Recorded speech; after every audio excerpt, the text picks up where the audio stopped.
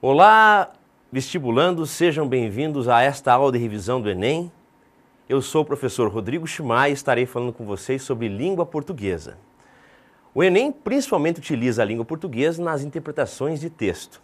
Portanto, vamos falar nessa aula basicamente sobre isso. Como interpretar textos no Enem. E lembrando que interpretação de texto no Enem não é só para a prova de língua portuguesa, mas também para a prova de biologia, matemática, química. Todas essas matérias acabam utilizando algum texto na prova do Enem. Primeiramente, vamos olhar então, ter um conceito possível do que seja interpretar texto, entre muitos outros, mas vamos ficar aqui com este. Interpretar um texto é o ato pelo qual o leitor decodifica a mensagem, reconstrói o sentido e lhe atribui um significado. Primeiramente, o que seria isso? Então o autor constrói um texto. Eu, como leitor, na hora em que leio esse texto, eu reconstruo esta mensagem. Se eu fizer isso de forma adequada, significa que no final da leitura desse texto eu terei o real significado que o autor queria passar. Mas vejam só que interessante. Portanto, quando assistimos a filmes na televisão, ou novelas, ou telejornais, estamos também interpretando textos, é claro. Estamos vendo lá o jornalista, né, o âncora de um telejornal falando, e ao decodificarmos essa mensagem, estamos interpretando o que ele fala. Quando assistimos a filmes também, existem piadas e várias outras questões dentro de um filme que nós também decodificamos. A mesma coisa acontece com as novelas. Também ocorre isso nas músicas. Quando ouvimos músicas, as músicas têm letras. Essas letras, quando são, por exemplo, em língua portuguesa, a nossa língua mãe, obviamente nós fazemos uma decodificação dessas mensagens para entender aquilo que o cantor, enfim, o compositor criou. E também quando observamos, por exemplo, sinais de trânsito. Também estamos interpretando essas mensagens e atribuindo significado. Vejamos esse exemplo aqui, ó. Aqui temos, nesse sinal de trânsito, obviamente, uma preferência aos pedestres ou atenção aos pedestres, obviamente. No outro, bem conhecido também, o famoso sinal do pare. Também teríamos o proibido estacionar, entre outros sinais de trânsito, que só de observarmos essas figuras já criamos uma interpretação, criamos um significado. Outra coisa importante ainda na hora de interpretar textos. A diferença entre algumas terminologias. O que seria linguagem coloquial? É a mesma coisa que linguagem informal. É a forma pela qual nós nos comunicamos no dia a dia. É aquela linguagem que você usa com seus amigos, seja em qualquer lugar. Totalmente contrária do que seria a linguagem culta, que é a forma de escrever ou falar de acordo com a gramática. Essa sim utilizamos para escrever redações ou cartas oficiais. E ainda tem mais um termo que é interessante, prosaico. Muita gente acha que prosaico, por ser um termo bonito, quer dizer algo como sofisticado ou coisa assim. Na verdade, prosaico significa simples, comum, uma coisa ordinária. Então a forma de falar prosaica também é uma forma simples, se assemelha à forma coloquial ou informal. Enfim, temos também dois outros termos que aparecem às vezes no Enem e é interessante que vocês saibam o que significa. Conotativo é algo com ficção. Pense, conotativo com ficção. É um sentido poético, lírico, não real. É quando eu atribuo alguma coisa um sentido que ela realmente não tem, na verdade. É um sentido mais poético, ficcional. Já denotativo é algo que é de verdade. É a atribuição do verdadeiro sentido de um objeto, fato ou pessoa. Se eu digo de forma conotativa a respeito de uma pedra pode significar outras coisas, como por exemplo, veremos um exercício onde o famoso poema de Carlos Drummond de Andrade, onde ele escreveu: há uma pedra no meio do caminho, ou na verdade ele escreveu, tinha uma pedra no meio do caminho. Aí pedra tem um sentido fictício, que significa empecilho e não verdadeiramente a própria pedra. Já se alguém fala, caiu uma pedra na minha cabeça, aí o sentido é verdadeiro, uma pedra mesmo. Agora vamos dar uma olhada em alguns exercícios que o Enem já trouxe em provas passadas. Esse 2010, então diz lá, leia a tira abaixo para responder a questão. E na tira temos um senhor, um velhinho com o seu neto, e aí temos uma árvore que está num museu, colocada num lugar ali protegido. E diz isso: enquanto isso, na Amazônia, em 2059. Diz o senhor, então, a árvore era assim, desse jeito, Juquinha, tá vendo? E o Juquinha responde: que barato, vovô. Na sequência, o Enem então diz: as diferentes esferas sociais de uso da língua obrigam o falante a adaptá-la às variadas situações de comunicação. Uma das marcas linguísticas que configura a linguagem oral informal usada entre o avô e o neto nesse texto é. Então ele quer que você, entre as alternativas aqui, escolha aquela, ou marque, na verdade, aquela em que aparece a linguagem oral e informal. Vamos ver a primeira. A opção, letra A, a opção pelo emprego da forma verbal era em lugar de foi. Tanto era quanto foi são formas, na verdade, formais da língua, não há nada de informal. B, a ausência de artigo antes da palavra árvore. A árvore ou árvore, na verdade, não torna o termo árvore informal. C, o emprego da redução tá em lugar da forma verbal está. Agora sim aparece a linguagem oral informal. Então, quando eu digo assim, ah, tá bom, tô indo, vou para casa ao invés de para casa, eu estou utilizando então a linguagem informal. Nesse caso, marcaria a letra C, mas vamos só dar uma olhada nas outras duas alternativas. O uso da contração desse em lugar da expressão de esse. Não, a própria gramática aceita desse, deste, daquele, não há problema nenhum. E letra E, a utilização do pronome que em início de frase exclamativa. Não, está correto, que bom, que ótimo, algo assim. Não tem maiores problemas com isso. Portanto, aqui você marcaria a letra C nesse exercício, já que a redução do verbo estar, né, já conjugado em está para tá, é que mostra realmente o uso informal da língua.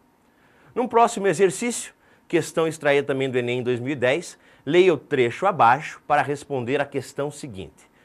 O nome do texto é Carnavalha, já começa aí algo diferente, né? Daí diz lá, repique tocou, o surdo escutou, o meu coraçamborim, e o meu coraçamborim, desculpe, cuíca gemeu, será que era meu quando ela passou por mim? Fragmento de uma música dos tribalistas, tanto que os autores são Arnaldo Antunes, Carlinhos Brau e a Marisa Monte. E aí pergunta-se lá, no terceiro verso, o vocábulo coraçamborim, que é uma junção entre coração, mais samba, mais tamborim, refere-se ao mesmo tempo a elementos que compõem uma escola de samba e à situação emocional em que se encontra o autor da mensagem, com o coração no ritmo da percussão. Muito bem, vejamos o que o Enem pergunta. Essa palavra, que é coraçamborim, né, corresponde a uma, o quê? Então diz lá, estrangeirismo. E o melhor, o Enem te diz o que é um estrangeirismo ainda.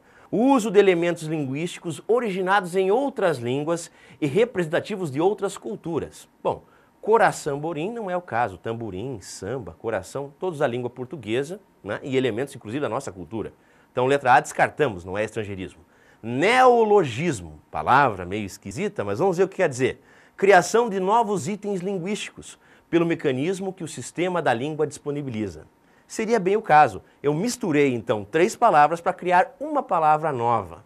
Algum tempo atrás, já talvez há mais de 10 anos, um determinado ministro, na época do governo do Collor de Mello, criou o termo imexível, que não existia, criando assim um neologismo que na época foi motivo de piada, né? Bom, continuando aqui, sabemos que vamos marcar a B, mas vamos olhar as outras 3 alternativas. C, gíria, que o Enem nos explica, que compõe uma linguagem originada em determinado grupo social e que pode vir a se disseminar em uma comunidade mais ampla. Hoje em dia usamos, né? Sinistro, maneiro, coisas assim são gírias. D, regionalismo, por ser uma palavra característica de determinada área geográfica. Então seria bate, meu rei, bichinho, coisas assim.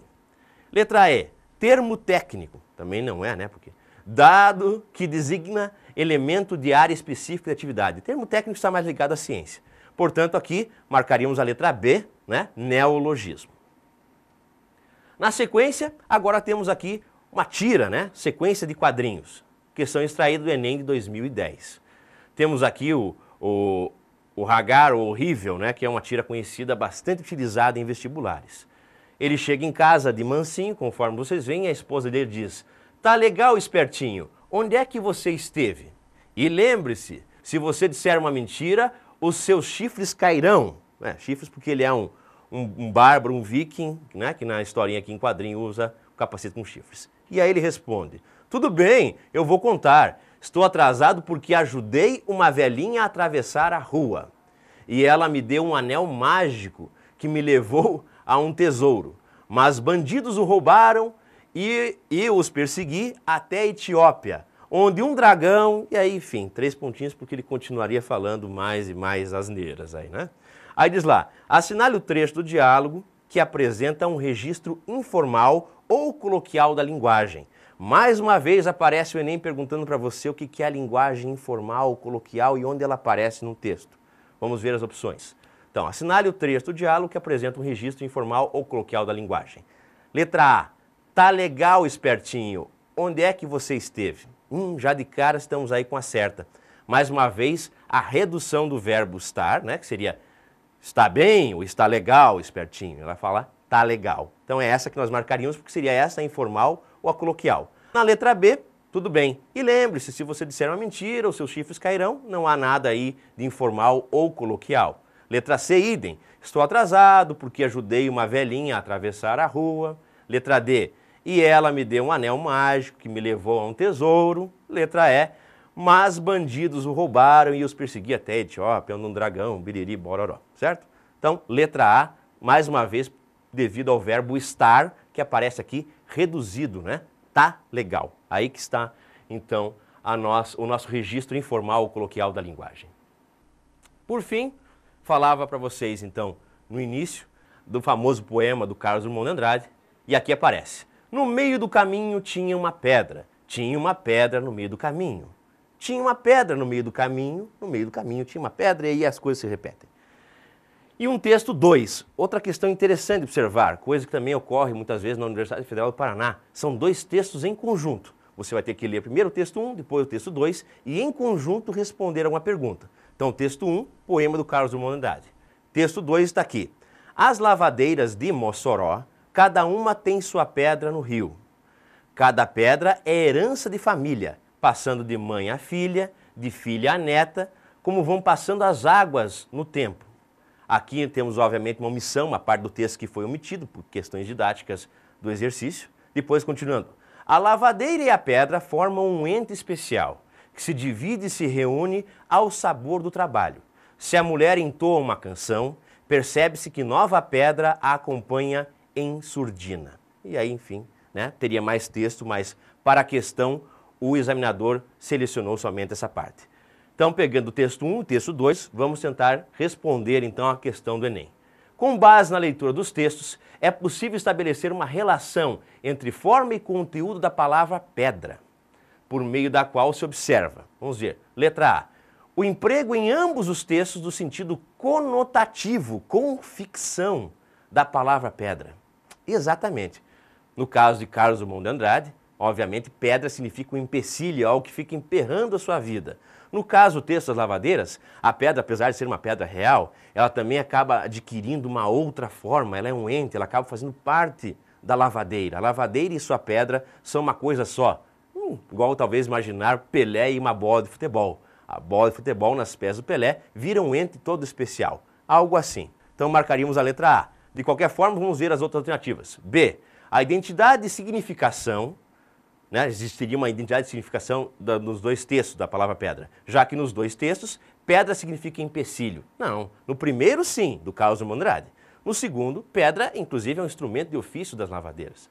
Letra C, a personificação de pedra, quer dizer, a pedra fica viva, né? Personificação é isso, é quando a pedra adquiriria, vamos dizer assim, feições de ser humano, a pedra falasse, voasse, andasse, fizesse coisas assim. Que em ambos os textos adquire características animadas. Personificação é isso, então, a flor falou comigo, algo assim. Não é o caso também desses textos. Letra D, o predomínio no primeiro texto do sentido denotativo, de verdade, denotativo, aquilo que é real, de pedra, como matéria mineral sólida e dura. Não, pedra no primeiro texto, que é o poema do Carlos Drummond de Andrade, é justamente empecilho, entrave. Não tem nada a ver com a pedra verdadeira. E letra E, a utilização no segundo texto do significado de pedra como dificuldade materializada por um objeto.